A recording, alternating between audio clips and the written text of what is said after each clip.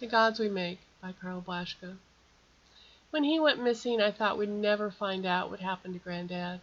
Mom didn't have the kind of magic needed, and Dad was a marine scientist not useful for this. I was too young and not schooled enough when he left. He was supposed to teach me, but we had to enlist Mom's cousin for it. He couldn't do the spell either, but eventually I learned it. Granddad had been scheduled to bless a group that night, but we didn't know who and we couldn't find out, and he never came home. Mom got upset when the subject came up, so from then on I made sure I had my father alone when we discussed his latest theories about currents or the location of my grandfather.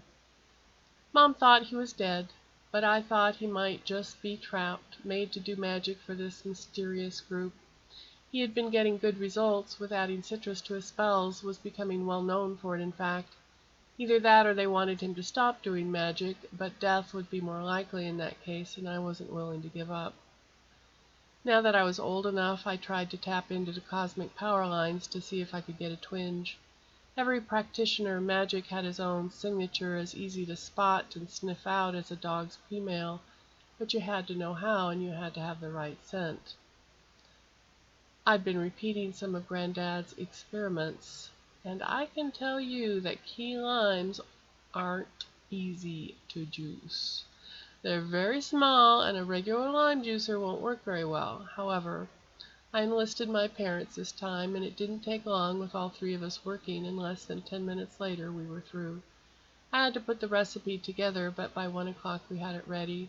The right timing of operation in accordance with eternal and the cosmic energies prevailing at the time can ensure the ritual's success. So we were going to cast our spell at 1:20 in the morning, when Grandfather should be at his strongest.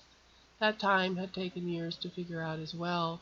Basically, we were trying to make a magical cell phone call and hope it got answered.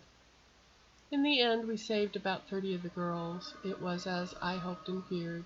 He'd been trapped and protecting a human sex trafficking ring that brought in Badi girls from India. If Granddad had not used his magic for their purposes, then a girl, too rebellious or too old for their clients, would be beaten and killed before his eyes. He told us he saw 2 girls killed before he did what he was told. After we located his energy and got the police interested, a feat worthy of Merlin himself, they raided the hotel. Like Granddad, some of the girls had not seen their families for over 10 years. The oldest was 24. Granddad was fine, though he became obsessed with personal protection spells, and who could blame him? What he couldn't do, and it grieved him, was create a spell to stop fathers from selling their daughters into prostitution or stop those buying and selling them. When did our penises become gods we worshipped at the expense of everyone else? He would ask me over and over, but I didn't have one, so I couldn't answer. Thank you.